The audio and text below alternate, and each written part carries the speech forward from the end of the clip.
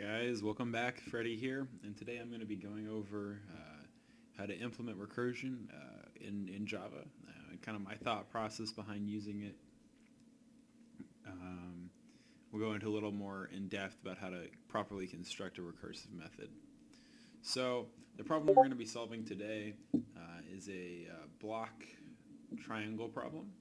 So the problem is this: we're going to be given a number, an integer. I've drawn out here a little example, and this is 4. And we have to calculate the amount of blocks in this pyramid.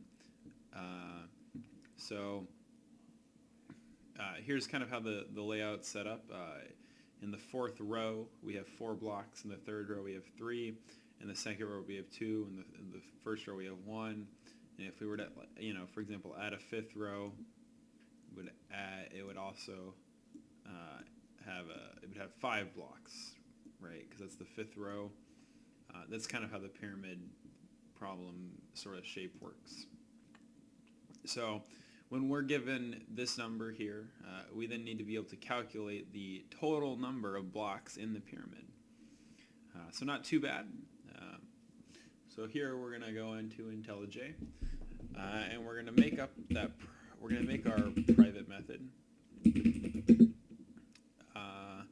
And we'll be returning an int, and we're going to call this calc_try, and we're going to take an int, and we'll call this r for the number of rows inside our method. So much like the last video, we need to have a situation in this one where it's going to call the same method with a different input, and then one where it will just return itself. That's important when you're making recursive methods, is that you have eventually, no matter what the input is, it will return something other than the method itself. This is to prevent infinite loops. I'll show you guys an example of what could happen if you have an infinite loop a little later on. So we'll have our if statement, and if r is equal to 1, then we want to be returning 1.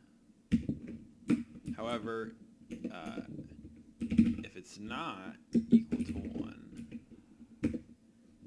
we want to return r plus calc_try. We'll do r minus 1. Get that semicolon right there. Alright, cool. So basically what it's going to do is we're going to start here at this bottom row, the 5th row. The 5th row, right? And it's going to say, when we already know that there's going to be 5 blocks in here, 1, 2, 3, 4, and 5, right? And it's going to take them, and then it's going to store them in the stack, and then we're going to go to the next level, right? And we're going to see how many blocks that are in that row. And the way we do that is we're going to subtract 1 from 5, right, to go to the next row up, the 4th row from the top. And then we're going to take, we've got 1, 2, 3, and 4, and then it's going to take those 4 and add it to these 5 and keep that in the stack all the way up into the top until we get to 1, and then once we're at 1, it will stop and we'll be good to go. So let's make sure this works here. So we're going to make our own public static void main method string bracket args, and we'll have our system dot out dot print out a line here, and we're going to, I don't want any parameters here. We're going to call our method that we already wrote, calc_try, and we're going to input in there. We'll put it 6. 6 sounds like a good number. So we're going to go ahead and run this program here.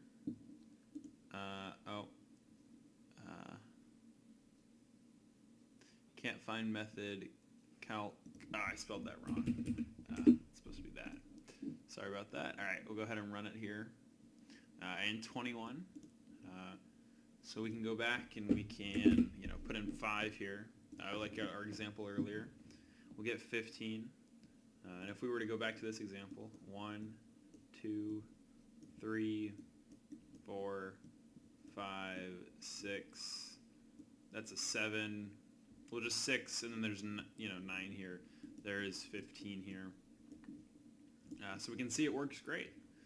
So that's kind of how you want to implement it. Some things to look out for when you're making these methods is, again, you really need to make sure you have this sort of situation where you don't get stuck in a infinite loop. If we did not have this,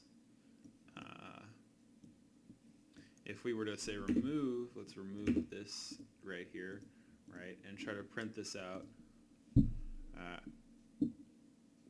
We get stuck in an infinite loop, as you can see here.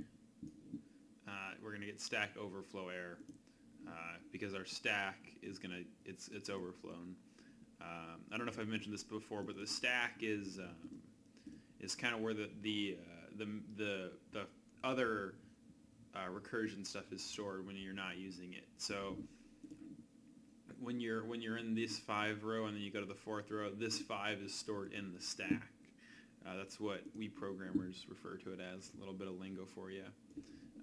So that's something you need to make sure you are avoiding when you're making these loops. Is you need to have a parameter that will stop it from that infinite loop. And that's pretty much it. I think in the next video we'll go over how to use recursion stuff for what is probably one of the most popular programming algorithms, the binary search. So thanks, and I'll see you next time.